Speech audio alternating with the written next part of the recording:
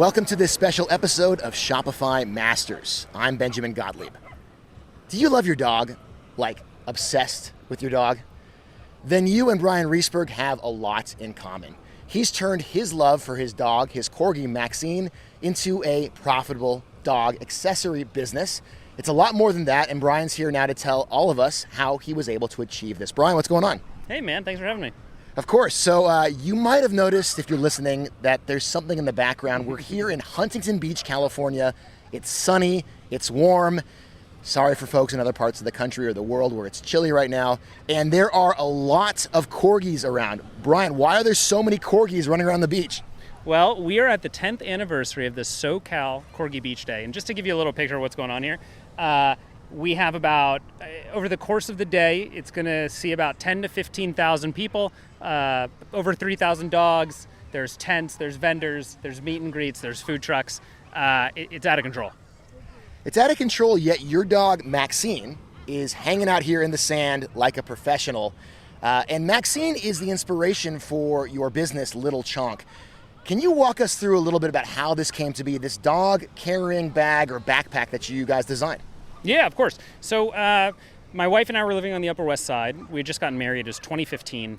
And we just got Maxine. We had always wanted a Corgi. And I didn't want to pay for daycare. I wanted to just bring her with me everywhere. And I was lucky enough to work in an office downtown that allowed me to bring my dog. But, you couldn't bring your dog on the subway without being in a carrier. And at the time, I put her on Instagram. This was about 2015, 2016, before influencers were a thing. It was just a fun thing to do. She was a cute dog. I was working as a director at the time. And basically, to make a long story short, over the next 6 years, I tried every carrier known to man. And as Instagram grew and as her profile grew, she amassed over 6 million followers on social media. It's growing every day. She's known all over the world. And I never liked any of the carriers that we used. They were all very poorly made. They broke down very easily, and they just weren't thoughtfully designed for the health and safety of my dog, or, to be honest, me. I'm carrying this dog 2 times a day. And so my partner and I basically came up with the idea for Little Chonk because we wanted to give back to this community. We wanted to create something better, something that we were proud of, that we could recommend to people and that could comfortably and safely carry their pet wherever they wanted to go, be it on trains, hiking, whatever. So we spent 2 years designing the Maxine 1 and building this brand and teasing it out on social media. And we launched December 15th, 2021, which was Maxine's 6th birthday. Sold out in 4 minutes. And 9 months later, we're eclipsing 7 figures in revenue, and we can't keep the product in stock. And it's been named the best dog backpack by Wired, Good Housekeeping, the Dodo, and it's truly been a wild reception. Well, at the same time, here we are at Huntington Beach, and Maxine is acting just like a normal Corgi. She's digging in the sand. Her nose is covered, a little frosted with a little bit of powdered sugar sand right there, living her best life. I think, Brian, you would agree, your story is somewhat of a reverse engineering, right? You had your following first, and then you have your product that kind of came organically almost, out of need, out of necessity, right? Your dog and you needed something that was better.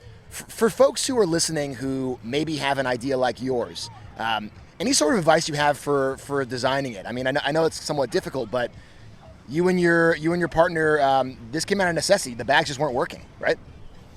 Yeah, I mean, the way that this all came to be, I was very fortunate. I had another job. This was like a side thing for truly 6 years. From 2015 to 2021, I was working in film and, as a creative director in advertising. This was like a side hustle. It wasn't my day job. So the stakes were low, which meant that I could create how I wanted to. I could build the account how I wanted to, which is a remarkably powerful place to be. You were able to take other risks that you wouldn't have been able to do otherwise. I could do what I wanted. I didn't have to worry about pushing, and this was also, I started this before like the influencers took over. So this truly was born out of like just a natural love to create fun pictures and videos and build a community. And, there was nothing about what we did that I ever imagined would result in us being here, like at Corgi Beach Day with the most famous online Corgi, that was never a thought. So I think when it comes to people who want to learn how to do it, I think the the most honest thing is you have to build something from a place of love, and you got to really love what you're doing, because honestly it's a 24-hour a day job. Like I do this every minute of every day. I don't stop at 6 p.m. I go into the DMs and talk with people. These people, like, they're all like our family, because it's just what I've been doing. So when the time came to build something, again, it wasn't for money, it wasn't for any kind of capitalistic need to do something. Like, I had a job. The desire to do this was born out of the need for it. The pet industry is so far behind in what they're creating. It's 10 minutes to Corgi Yoga. We're judging the fluffiest butt competition, so that's why I had to listen. Fluffiest butt competition for Corgi Yoga. We'll get there in a second. Yeah, I mean, it's really, I would die for this dog. I would die for this community, and I will stop at nothing to create the best products, because they don't exist. If this shit had existed years ago, I would not be here, because I'm not going to tread over. I'm not. There was always this saying out in Paul Graham, founded Y Combinator. He always said, "Make something people want." Which is a really simple but very difficult thing to achieve. What people want, but also what people need. I mean, you're talking about community. I'm standing here looking at hundreds of corgis. There's some other dogs who are also mixed in here, but mostly corgis. There's quite a community, and your booth right now has a line. People lining up to take photos with Maxine, people lining up to buy your products. So it's certainly a community you've cultivated. I want to talk a little bit more about this need and this lack of products in the pet industry. If you're a creator or a founder and you're looking for things that maybe don't exist in your world, right? What sort of tips do you have for finding that product? So when a lot of what we do is, I know it seems like I've uprooted my life, but really I haven't. I never I don't dress her up. I don't do crazy shit that's far from who I am as a person, because it takes a lot of work to be disingenuous, in my opinion. If you're just who you are, and you have a general curiosity, and you're constantly curious about things, like, that's just the way we live. Trying new edit. Do you want to go somewhere else because of the barking? Okay. Are you good? Yeah, let's just cruise a little bit. Okay. Come on, Max.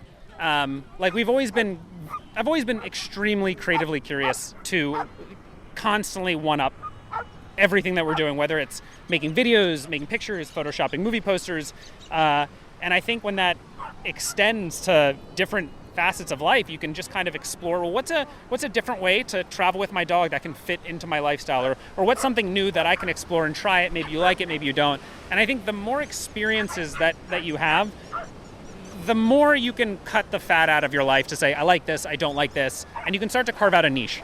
But if you're just trying to target building a product or I want to find my niche, I think there's going to be a level of, you're going to be myopic about what you're looking for. So let's move to the influencer conversation. You've spoken about just the way that the time that you came up as an influencer with Maxine as kind of being a unicorn, so to speak. But how were you able to build such an audience? I would imagine you started off and it was just your parents and your parents' friends and your friends, and that was it. Well, I went to film school. I'm a good storyteller, and I'm only saying this. I don't ever say that I'm being honest about the kind of tools that I think creators need to be able to do something like this. And so what are those? There's all this shit about what's the best thing? AI writing or whatever, blah, blah, blah, blah. Maybe use this tool to people are into these shortcuts, and it just get your reps in, The waves just came up and Maxine got a little bit wet, but we're still talking, huh, Brian? You can't be afraid of failure. You can't be afraid of a joke not landing. You can't be afraid of a post not working out. You have to keep writing, keep telling your story, keep telling people things. And I've been lucky that I've had people in my life who can read my work and evaluate it and edit it and can be honest and say, that's not good, write this. And that's also in advertising. You learn to cut the fat off what you're writing to get to the heart of what you're saying. So I've been doing that. Let's see, I got into film school in 2006, and you're constantly being beaten down, especially in New York City. You have so many talented people and people telling you this isn't good, that's not good. It's just getting your reps in and learning to hone your craft as a storyteller. And I think people honestly try and skip that step to try and maybe sell a product or sell their niche. But you have to have a story to tell. You have to know how to tell it. It has to be interesting.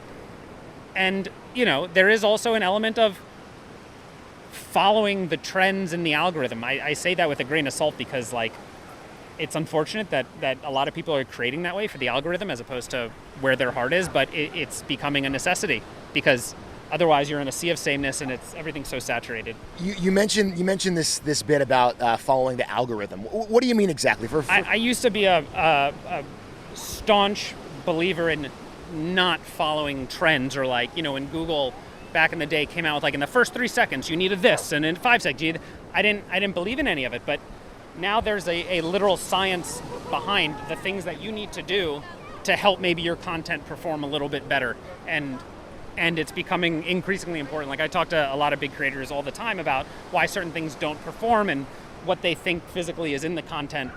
I mean, we did a collab post the other day with another big influencer, and it was just garbage performance. And we did a collaboration, combined following of like probably 2 million followers, really wasn't moving. And he said, I think it's because I shot like a news clip on the TV. And we've heard from other accounts that, like, Meta is suppressing. That doesn't do well. Yeah. And I was like, well, I hate that. But it's I think it's real. So you do have to have some kind of let's call it understanding about how these things work and the trends. Right. I think it's just getting more difficult to create with a sense of freedom. Well, let's transition if we can, and I know we're walking back to the event here. We got Corgi Yoga coming up. But the bag itself, I'm seeing that there's a line for your shop for these bags. People are buying them. They want them. They are very unique.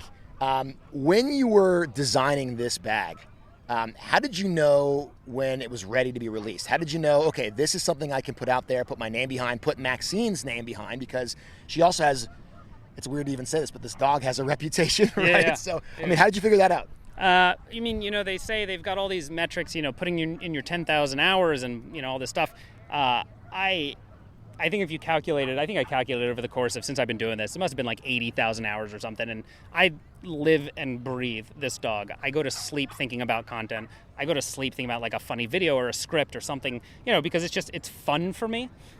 So when we designed the bag, I knew exactly what needed to go into it. I knew it was missing, not only because I was missing those elements for years, but I've been talking to thousands of other pet parents over the years, and they had the same issues I did. So when we found like a very talented product designer, I said we need more supportive fabric to support the backs of these dogs, to make sure that there's no lateral movement. There needs to be a neck collar. There needs to be a tail port for dogs with tails. There have to be handles because it's not immediately intuitive. There is a modicum of training, and pet parents, they want safety. And you want to give people the ability, dogs with different bodies, people with different bodies, you want to make it as versatile as possible. So we did all this testing. We tested with people in the wild. We did product testing with certain bodies overseas. So we tested the shit out of this thing to make sure that it was safe and was comfortable. And we got feedback, and we asked people's opinions, like tons of opinions. It was just a resounding, like, this is incredible. People need this. And, when we launched, I always thought there's no better feeling than telling a good joke, like getting a good laugh. I thought that was the ultimate feeling. We got a message from a woman out west whose dog was dying. She had bought in her backpack, and she went on a hike with her dog. They went to Red Rocks. They brought a photographer. They took family photos, and she sent me this message saying that she had never been able to bring her dog and to have these kinds of experiences. And then several days later, the dog died. And to be able to give people those kinds of experiences where not only they get to have those, but they're writing paragraphs, like walls of text to us, thanking us. Not they don't mention the product. Just being able to make a memory like that is like, that's better than a good joke. It's powerful, and clearly you've created something that people want and are using. Brian, thanks so much for this. Really appreciate it, man. Yeah, thanks for having me. It's a pleasure.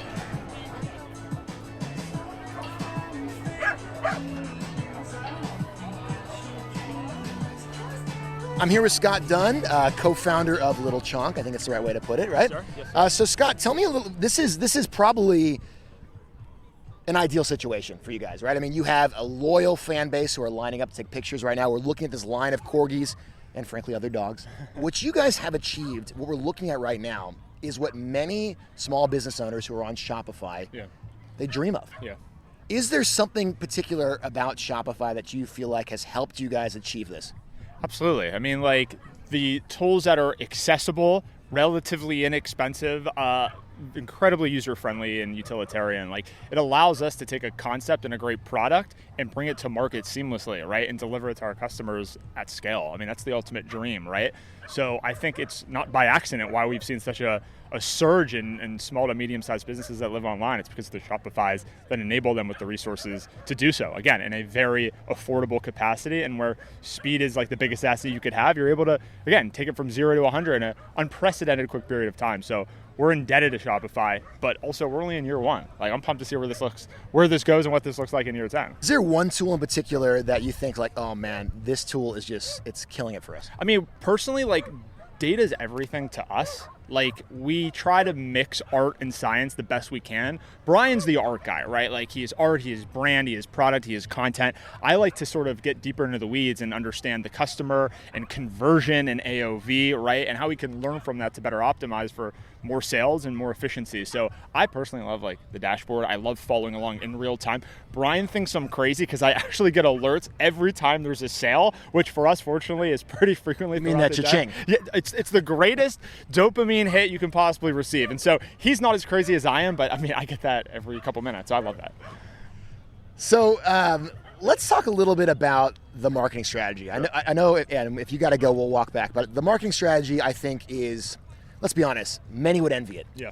Right? You've got a built-in audience, yeah, and they love your videos and your content. And yeah, now you're marketing a product to a very niche audience, right? Yeah. To small dogs, corgis in particular, but small dogs. What would you say to folks who are like, man, if only I had that account, I could sell too. Yeah. But they don't. Yeah, so you hear a lot about the creator economy, right? And it's one of those big buzzwords right now. What does that mean? Like, essentially what it means is when you have community and you have organic distribution channels at your disposal and you have zero-party data, right? You have all this information directly from your fans and your consumers who tell you directly what they want. So it's sort of like the reverse direct-to-consumer model. I don't want to bore everybody, but basically when like D2C started to explode in the early 2010s, like you needed to prove out the concept. You put a lot of money in R&D, right? Get the product MVP, bring it to market, and then spend a lot of money on customer acquisition just to see if people want it. We're the complete reverse. We knew exactly what people wanted. We knew we could reach them en masse. All we needed to do was give them the product and let the business take off. So you reverse engineered this in a way. It's completely reversed on its head. There's some really smart people, smarter than I am, who are predicting that honestly in the next 15 years, the vast majority of e-com businesses have to be creator-led to honestly sustain itself, because customer acquisition, mind share, it's the name of the game. It's becoming increasingly crowded. How do you break through the noise? People care about people, and so Brian, being who he is, a peer in the industry, all these people we're looking at right now, they love Brian and Brian loves them because they represent the same community, and Brian is really serving them and representing this community to do something that no one has really quite done before. So honestly, it's so invaluable to have that backing by a robust community and having the distribution channels across social to reach consumers and convert them into customers for cheap or honestly for free. That's really interesting. So in other words, because your audience, let's call it, or your community, they trust you guys, they trust Maxine, they trust Scott, they trust Brian, they trust your bag. They do, because he has the domain expertise. He's been using bags and carriers for 5-6 years, and he's put that on the internet, so it's been public. People have experienced sort of his nuisances that he's been dealing with, taking his dog from his home to the office every day in New York City, right? So he's sort of like earned the right to play in this space. This isn't like a cash grab. This isn't, oh man, I could just launch a brand and sell, a shit ton of products, if you will. It's not that at all. Like, he just wanted to solve a real problem, and he was sick of other people waiting for it. And after all this accumulation of data and information that he's experienced throughout the many years, he just felt that he was best positioned to do it himself, and so he did. Authenticity. It's a concept that if you say it in this arena, it sounds kind of trite. Yep. Right? Like, oh, be authentic. Yeah, of course, I want to be authentic. But is there something to that? I mean, outside of the platitudes or outside of the cliche, is there something to making something that's truly to serve you and your life and marketing it that way? Yes, The word authenticity is so overused. Everybody wants to do it, and sure, like who doesn't want to be authentic, but the execution is so insanely difficult. And if we want to just think about brand for a second, respectfully, like when I see a lot of brands, let's just, focus on the pet space, for instance, there's like sterility, there's like, a level that doesn't necessarily represent, I think, the brand that these people are ultimately trying to create. It's almost like they outsource it. For us, the brand Little Chunk, like it lives within Brian, right? And so he's essentially using this forum and using all these methodologies and accessible tools on social to bring this brand that has lived inside of him and put it into this real world in a very tangible way. So when I think of authenticity, when I think of Little Chunk, when I think of the brand that has been designed as an iteration of this idea he has had and the content that we put out there and the UGC and the community building, this is all very real. We're just having fun and doing what honestly satisfies us and it brings us joy, and hopefully people receive it well. But we're not trying to like split an atom or try to do something that doesn't represent our values. We just take it outside of who we are and bring it in the real world. Scott, one last question. Sure. I'm looking at these dogs in line waiting for Brian and waiting for Maxine, the corgi, and they're in your bags and they're so relaxed. I mean, it seems almost surreal. I mean, what is it about the bag? Is it just literally so constraining they can't do anything? I mean, what is it about the bag that keeps the dog relaxed? Because let me tell you something. Not every corgi is relaxed. It's funny that we did this sort of tailored for the corgi community because they are pretty difficult dogs, right? And so we have seen time and time again, somebody like what we're looking at right now on a beach, overly stimulated with thousands of dogs around, tons of people. It's probably the worst environment to test this out for the first time. And yet when they do finally get, situated and strapped in and on the top of their owner's back, they like almost pass out. Like they're so content, they're so comfortable. There's a lot of factors, and we use, research, and we use a lot of experts to guide us, but there's two main things. Like thunder jackets, dogs feel comfortable when they're in tight, restrained, compartments. Like a big hug. Exactly, like a big hug. And on top of that, they like being close to their owners, right? They get very protective. So parlaying those two things together, it translates to just a really comfortable, safe dog. Well, Brian's in action here, so we'll see what he's doing. Yeah, let's do it. It's a little meta, but we're seeing him posing with people, with his fans. He's coming out to them. How long can Maxine hang out in that bag for? 45 minutes or so, and then we take breaks, especially for meet and greets and like photo activations like this. 45 is our limit, and then we take about 30 to 45 minutes to let her rest, walk, get Brian some water, and we do it again for a few more times. And Brian's muscles are all from carrying Maxine on his back, right? He doesn't go to the gym. Don't inflate the ego too much, all right? I heard that.